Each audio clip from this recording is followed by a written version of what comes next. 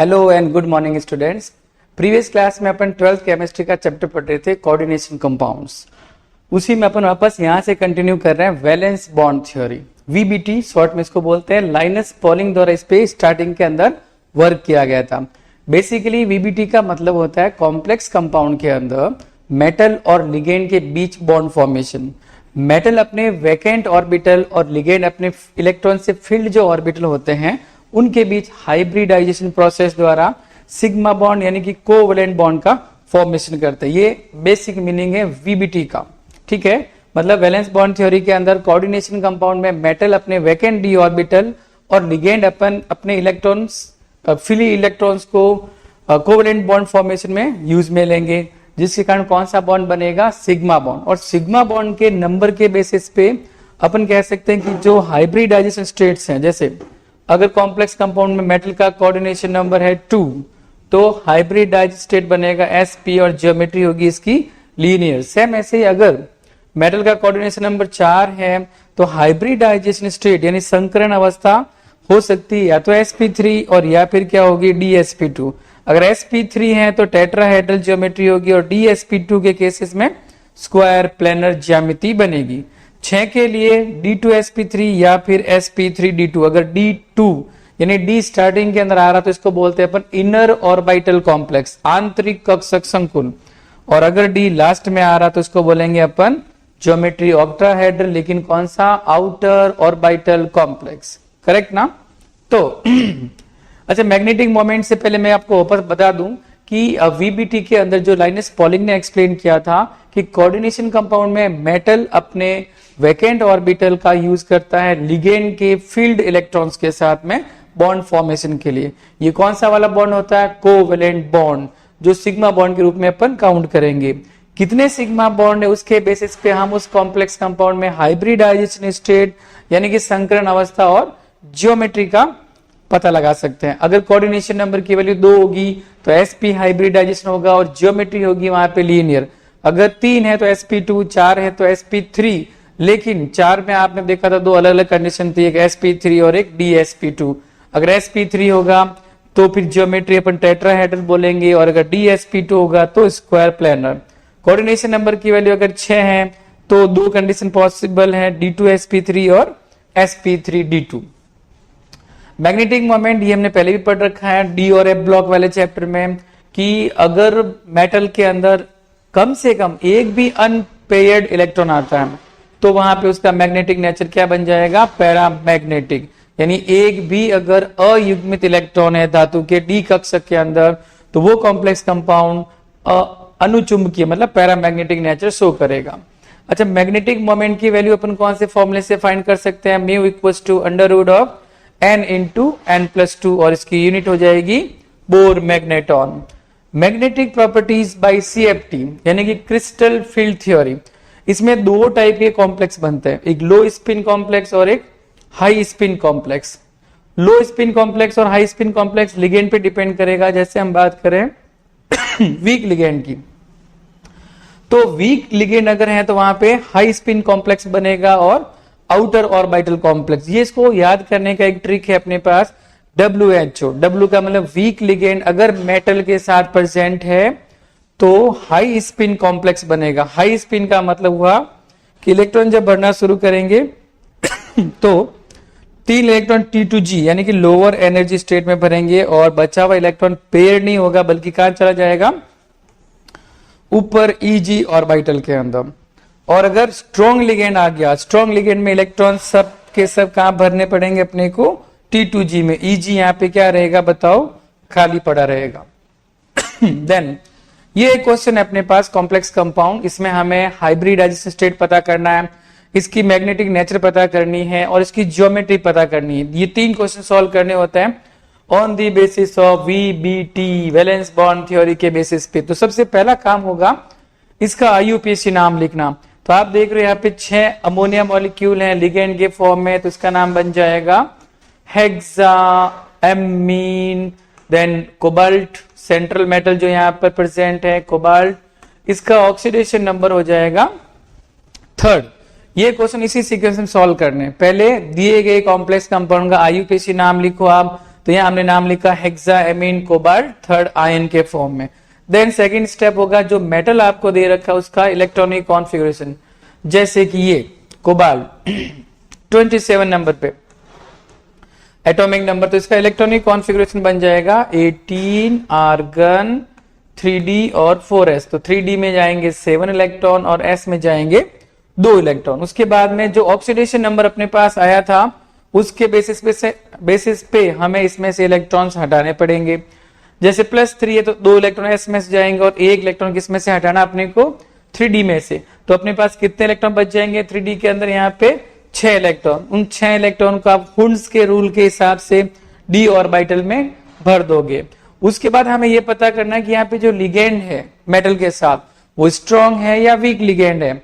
अगर strong ligand होगा तो ये इलेक्ट्रॉन जो आपको दिख रहे हैं डी में वो इधर पेयर्ड हो जाएंगे, तो ये डी वाले ऑर्बिटल अपने को अवेलेबल हो जाएंगे हाइब्रिडाइज्ड स्टेट के लिए। तो 2 तो डी के ऑर्बिटल और 1 एस का और यहाँ पे 3 पी के, तो हाइब्रिडाइज्ड स्टेट क्या बन जाएगा D2sp3। अच्छा, ये कितने बॉक्स यहाँ पे अवेलेबल करवाना है, जितना यहाँ पे कोऑर्डिनेशन नंबर है। अगर कोऑर्डिनेशन नंबर की वैल्यू 6 है तो हमें 6 यहाँ पे बॉक्स यानी वैकेंट ऑर्बिटल मेटल के लिए अवेलेबल कराने पड़ेंगे जहां लिगेंड अपने लोन पेयर डोनेट करेगा। तो 6 कोऑर्डिनेशन नंबर था, इसलिए हमने यहाँ पे 2 डी के 1 एस का और 3 पी के ऑर्बिटल हाइब्रिडाइजेशन के लिए काम में लिए हैं, और इसलिए ये वाली हाइब्रिडाइजेशन स्टेट बन रही है D2sp3। ज्योमेट्री कौन सी बनेगी बताओ इसको, इस कॉम्प्लेक्स कंपाउंड के लिए ऑक्टाहेड्रल, लेकिन डी स्टार्टिंग में आ रहा देखो। तो अगर डी स्टार्टिंग में आएगा तो अपन बोलेंगे इसको इनर ऑर्बिटल कॉम्प्लेक्स। अगर ये वाला क्वेश्चन होता COF6-3, इसमें भी सेम कंडीशन हमसे पूछेंगे VBT के बेसिस पे। इस वाले कॉम्प्लेक्स कंपाउंड के लिए आप हाइब्रिडाइज्ड स्टेट फाइंड करो, मैग्नेटिक नेचर फाइंड करो, ज्योमेट्री क्या होगी। तो देखो सबसे पहला काम था यहाँ पे इस कॉम्प्लेक्स कंपाउंड का IUPAC नाम लिखो। तो 6 यहाँ पे फ्लोरीन है जुड़े हुए, तो हेक्सा फ्लोरो या फ्लोराइडो है ना। फिर मेटल का नाम, लेकिन यहाँ माइनस है ना ये कॉम्प्लेक्स आयन, तो मेटल के नाम के साथ 8 जुड़ जाएगा, तो अपन लिखेंगे कोबाल्टेट। और उसके बाद इसका ऑक्सीडेशन नंबर जो आप फाइंड करोगे एक्स वाले मेथड से कितना मिलेगा +3 अगेन। तो इसका एटॉमिक नंबर 27 है, तो अपने पास इलेक्ट्रॉनिक कॉन्फ़िगरेशन मिलेगा आपको 3d7 4s2, और इसका ऑक्सीडेशन स्टेट आ रहा प्लस का 3, तो आप इसमें से 3 इलेक्ट्रॉन वापस हटा दोगे। 2 इलेक्ट्रॉन s वाले जाएंगे और 1 इलेक्ट्रॉन आपको d में से हटाना पड़ेगा, यानी कोबाल्ट +3 स्टेट में अपने पास ये इलेक्ट्रॉनिक कॉन्फ़िगरेशन बचेगा। उसके बाद क्या करना है, लिगेंड यहाँ पे कौन है बताओ, फ्लोरीन। जो कौन होता है, हेलोजेंस आर वीक लिगेंड्स है ना। तो हेलोजन यहाँ पे लिगेंड के रूप में प्रेजेंट है जो वीक लिगेंड है, इसलिए अपन यहाँ पे इलेक्ट्रॉन की पेयरिंग नहीं कर सकते। इलेक्ट्रॉन की पेयरिंग डी ऑर्बिटल में तभी हमें करनी है जब मेटल के साथ स्ट्रॉन्ग लिगेंड जुड़े होंगे। यहाँ हेलोजन है जो वीक लिगेंड है, so electrons are not paired. And now coordination number कितना अपने पास 6, तो 6 यहाँ पे आपको वैकेंट ऑर्बिटल अवेलेबल कराने पड़ेंगे। तो आप देख रहे हो ये तो थे 3d वाले, इसके बाद ये कौन है बताओ 4s, फिर कौन है 4p एंड देन लास्ट में 4d। तो इस बार आप देख रहे हो हमने एक तो s ऑर्बिटल काम में लिया, ये देखो आप ये s वाला, और 3 कौन से p ऑर्बिटल और 2 कौन से d ऑर्बिटल। तो हाइब्रिडाइज्ड स्टेट क्या बना, सबसे पहले आ रहा आपके पास s 3p और 2d यानी sp3d2, ये इसका हाइब्रिडाइजेशन स्टेट है। और कोऑर्डिनेशन नंबर 6 है, तो ज्योमेट्री कौन सी हो जाएगी ऑक्टाहेड्रल। और इसमें d जो है d ऑर्बिटल लास्ट में आ रहा देखो sp3d2, इसलिए हम इसको क्या बोलेंगे यहाँ पे आउटर ऑर्बिटल कॉम्प्लेक्स बोलेंगे। लिगेंड यहाँ पे है वीक, इसलिए ये हाई स्पिन कॉम्प्लेक्स बोला जाएगा, जो हमने पढ़ा भी था कि इसको ऐसे ट्रिक से याद कर सकते हैं WHO। वीक लिगेंड अगर होगा तो हाई स्पिन कॉम्प्लेक्स, और O का मतलब outer orbital complex. One more question, ये देखो निकल पर बेस्ड क्वेश्चन है, NiCl4 ऊपर चार्ज -2। पहला काम होगा इसका IUPAC नाम लिखना, टेट्रा क्लोरिडो निकलेट ब्रैकेट में सेकंड आयन। अब निकल का एटॉमिक नंबर होता है 28, तो ये इसका ग्राउंड स्टेट का इलेक्ट्रॉनिक कॉन्फ़िगरेशन है ना। उसके बाद निकल जब +2 फॉर्म में आएगा तो ये इसका +2 फॉर्मेट में आ जाएगा, जिसमें s में से अपन 2 इलेक्ट्रॉन यहां से हटा देंगे, जो s में इलेक्ट्रॉन थे उनको हटाने के बाद ये कंडीशन बचेगी। फिर आप देख रहे हो यहाँ पे लिगेंड कौन है, अगेन हैलोजन, जो कौन सा लिगेंड होता है, वीक लिगेंड्स, इसलिए ये इलेक्ट्रॉन आपस में पेयरिंग नहीं कर सकते। तो सेम कंडीशन रहेगी, जैसा यहाँ था वैसा का वैसा आपने इधर भी लिख लिया। उसके बाद यहाँ आप देख रहे हो कोऑर्डिनेशन नंबर की वैल्यू कितनी है, 4, यानी 4 वैकेंट ऑर्बिटल हमें अवेलेबल कराने पड़ेंगे। तो डी में से तो आप कोई सभी ऑर्बिटल काम में नहीं ले सकते, वो तो ऑलरेडी इलेक्ट्रॉन से भरे हुए। तो यह बचेगा 3d के बाद आपके पास एक 4s का और 3 4p वाले, करेक्ट।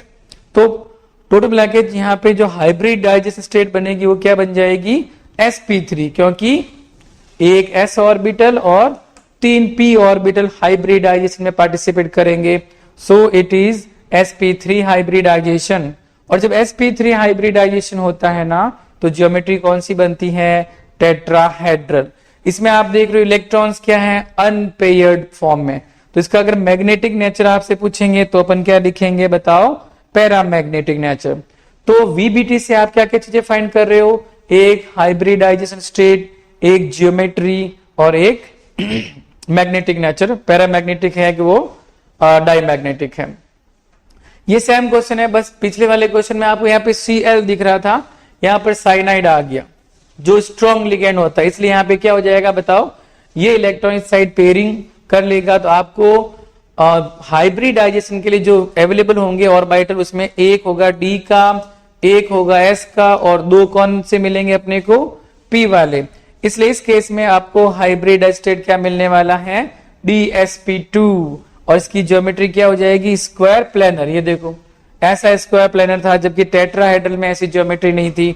और आप देख रहे हो सारे ही इलेक्ट्रॉन यहाँ पे क्या हो गए हैं, पेयर्ड, कोई भी अनपेयर्ड इलेक्ट्रॉन यहाँ पर अवेलेबल नहीं है, इसलिए ये कौन सा नेचर शो करेगा, डाईमैग्नेटिक, राइट।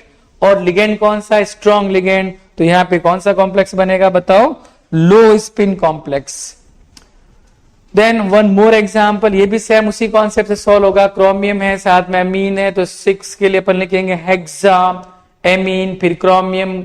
ये क्रोमियम का ग्राउंड स्टेट का इलेक्ट्रॉनिक कॉन्फ़िगरेशन 3d5 और 4s1। फिर यहाँ इसका ऑक्सीडाइज्ड स्टेट क्या है अपने पास, क्रोमियम +3, तो एक इलेक्ट्रॉन s वाला जाएगा और 2 इलेक्ट्रॉन कौन से हटाने पड़ेंगे अपने को, d वाले। तो +3 स्टेट में ये इसका इलेक्ट्रॉनिक कॉन्फ़िगरेशन अपने को मिलेगा। अब कोऑर्डिनेशन नंबर है 6, तो आपको 6 यहाँ पे वैकेंट ऑर्बिटल अवेलेबल कराने पड़ेंगे। तो 2 तो अपने को कौन से मिल जाएंगे, डी वाले, एक s वाला और 2 लेने पड़ेंगे आपको p ऑर्बिटल। यहाँ पे हाइब्रिड स्टेट बन जाएगी D2sp3, ऑक्टाहेड्रल ज्योमेट्री। पैरामैग्नेटिक क्यों कह रहे हैं, क्योंकि आप देख रहे हो यहाँ पे अनपेयर्ड इलेक्ट्रॉन यानी अयुग्मित इलेक्ट्रॉन उपलब्ध है, अवेलेबल है, इसलिए इसको बोलेंगे अपन पैरामैग्नेटिक। और यहाँ पे लिगेंड जो है ना बेटा वो है स्ट्रॉन्ग लिगेंड, इसलिए कौन सा कॉम्प्लेक्स फॉर्म होगा, लो spin complex. Crystal field theory chapter का अगला पार्ट है अपने पास। वीबीटी के बाद हम बात करेंगे crystal field theory. Crystal field theory में क्या है ना कि मेटल और लिगेंड के बीच में इलेक्ट्रोस्टैटिक अट्रैक्शन फोर्स होता है। उस इलेक्ट्रोस्टैटिक अट्रैक्शन फोर्स के कारण मेटल के जो 5 डी ऑर्बिटल होते हैं ना, ये 5 डी ऑर्बिटल एक सेम एनर्जी वाले होते हैं। जब इनकी एनर्जी सेम होगी तब इनको बोला जाता है डीजेनरेट ऑर्बिटल, ठीक है। जब मेटल को आइसोलेटेड फॉर्म में रखा जाता है, लिगेंड उसके साथ जुड़े हुए नहीं होते हैं, तब मेटल के 5 डी ऑर्बिटल, जिनको हम DXY, DYZ, DZX, DX² - y² और DZ², ये 5 होते हैं अपने पास डी कक्षक यानी डी ऑर्बिटल। जब मेटल आइसोलेटेड फॉर्म में होता है तब इन 5 ऑर्बिटल की एनर्जी होगी एक समान, इनको बोलेंगे डीजेनरेसी या डीजेनरेट ऑर्बिटल, समभ्रंश कक्षक बोलते हैं। देन यहाँ पे वो कह रहे हैं अगर स्फेरिकल सिमेट्रिकल फॉर्मेट है तब तो डी ऑर्बिटल जो 5 के 5 थे उनकी एनर्जी सेम रहेगी, उनको बोलेंगे डीजेनरेट। लेकिन अगर अनसिमेट्रिकल अरेंजमेंट आ जाता है जैसे कि ऑक्टाहेड्रल ज्योमेट्री में या टेट्राहेड्रल ज्योमेट्री में, तो ये डीजेनरेसी ब्रेक हो जाएगी और वो 5 डी ऑर्बिटल 2 अलग अलग एनर्जी लेवल में स्प्लिट हो जाएंगे, टूट जाएंगे, एक लोअर एनर्जी में और एक हायर एनर्जी के अंदर। और इन दोनों एनर्जी लेवल के बीच में जो एनर्जी का डिफरेंस होगा उसको इस साइन से लिखा जाता है डेल्टा। अगर ऑक्टाहेड्रल कॉम्प्लेक्स है तो अपन लिखेंगे डेल्टा ओ, और अगर टेट्राहेड्रल कॉम्प्लेक्सेस है तो वहां दोनों एनर्जी लेवल हायर एनर्जी और लोअर एनर्जी के बीच में उसको डेल्टा टी द्वारा रिप्रेजेंट करेंगे। स्पेक्ट्रोकेमिकल सीरीज क्या होती है? लिगेंड्स की ऐसी सीरीज जिसमें लिगेंड्स को उनकी CFSE की वैल्यू, ये क्रिस्टल फील्ड स्टेबिलाईजिंग एनर्जी या क्रिस्टल फील्ड स्प्लिटिंग एनर्जी के इंक्रीजिंग ऑर्डर में अपन शो करते हैं, तो उसको बोलते हैं स्पेक्ट्रोकेमिकल सीरीज। जैसे इधर आप देख रहे हो सारे हैलोजन स्टार्टिंग के अंदर आ रहे हैं, तो अगर हैलोजन स्टार्टिंग में आएंगे तो अपन वहां बोलेंगे ये कौन से लिगेंड है बताओ? Weaker ligand. और इस सीरीज जैसे जैसे आगे की ओर बढ़ते जाएंगे अपन तो कौन से लिगेंड आते जाएंगे? स्ट्रॉन्गर लिगेंड, है ना। तो छोटा सा थियोरेटिकल क्वेश्चन बनता है इसके ऊपर कि स्पेक्ट्रोकेमिकल सीरीज क्या होती है? तो लिगेंड्स की ऐसी सीरीज जिसमें उनको CFSE की वैल्यू के इंक्रीजिंग ऑर्डर में अरेंज किया जाता है, उसे बोलते हैं स्पेक्ट्रोकेमिकल सीरीज। ये आ गया अपने पास ऑक्टाहेड्रल कॉम्प्लेक्सेस के अंदर डी ऑर्बिटल का स्प्लिटिंग जब होगा तो किस प्रकार से? तो ligands approaching the X Y Z axis the 2d orbital, namely ये देखो ये होते हैं axial orbital dx² minus Y square और dz²। ऑक्टाहेड्रल कॉम्प्लेक्स में क्या होता है? लिगेंड जो होते हैं वो लिगेंड वाले इलेक्ट्रॉन इन डी ऑर्बिटल को ज्यादा रिपेल करेंगे, इस कारण इन एक्सियल ऑर्बिटल की एनर्जी क्या हो जाएगी? इंक्रीज यानी ग्रेटर हो जाएगी। किन के कंपैरिजन में? dxy, dyz, dzx। इनको बोलते हैं अपन प्लेनर ऑर्बिटल, तलीय कक्षक, और ये थे एक्सियल ऑर्बिटल। तो ये एक्सियल और ये प्लेनर ऑर्बिटल जो हैं दो प्रकार के एनर्जी लेवल में टूट जाएंगे। एक को बोलेंगे अपन हायर एनर्जी लेवल यानी कि T2G लेवल, और एक जो लोअर एनर्जी लेवल होगा उसको बोलेंगे EG। ऑक्टाहेड्रल में क्या ना, हायर एनर्जी वाले को अपन EG से रिप्रेजेंट करेंगे और लोअर एनर्जी वाला जो ऑर्बिटल होगा उसको अपन T2G ऑर्बिटल बोलेंगे। और इन दोनों एनर्जी लेवल के बीच का जो डिफरेंस होगा उसको अपन डेल्टा O से रिप्रेजेंट करते हैं। The crystal field splitting is measured in term of energy difference between T2G, ये कौन सा था बताओ? लोअर एनर्जी लेवल, और EG जो कौन था बताओ? Higher energy level. इन दोनों के बीच में जो एनर्जी डिफरेंस होगा इसको अपन मेजर करेंगे, रिप्रेजेंट करेंगे डेल्टा O सिंबल से। The energy of EG set of orbital ज्यादा होगी, सिंपल सी बात है, क्योंकि हायर एनर्जी लेवल में टूटे थे, और T2G की एनर्जी क्या हो जाएगी? यहाँ पे कम हो जाएगी। और वही साइन वापस यहाँ पे दो कंडीशंस लिखी है, देखो अगर ऑक्टाहेड्रल कॉम्प्लेक्स में लिगेंड्स वीक वाला होगा तब डेल्टा O की वैल्यू क्या हो जाएगी? पेयरिंग एनर्जी से कम हो जाएगी। और अगर लिगेंड स्ट्रॉन्ग वाला होगा तब डेल्टा O यानी क्रिस्टल फील्ड स्प्लिटिंग एनर्जी की वैल्यू पेयरिंग एनर्जी से क्या हो जाएगी बताओ? ज्यादा। इसलिए यहां पे बनता है लो spin complex in case of strong ligand, और यहां बनता है वीक लिगेंड जो था हाई स्पिन कॉम्प्लेक्स, क्योंकि वीक लिगेंड के केस में डेल्टा O की वैल्यू पेयरिंग एनर्जी से कम हो जाती है। तो ये दोनों जो फैक्टर्स हैं वो डिसाइड करते हैं कि लो स्पिन कॉम्प्लेक्स बनेगा या फिर हाई स्पिन कॉम्प्लेक्स। ये अपने पास आ गया टेट्राहेड्रल कॉम्प्लेक्सेस में CFT क्रिस्टल फील्ड स्प्लिटिंग। तो ये ऑक्टाहेड्रल से जस्ट रिवर्स होता है। पहली बात तो इसमें क्या होता है कि T2G जो लेवल थे उनको ऊपर की ओर रिप्रेजेंट करते हैं, और EG वाला कहाँ जाता है बताओ?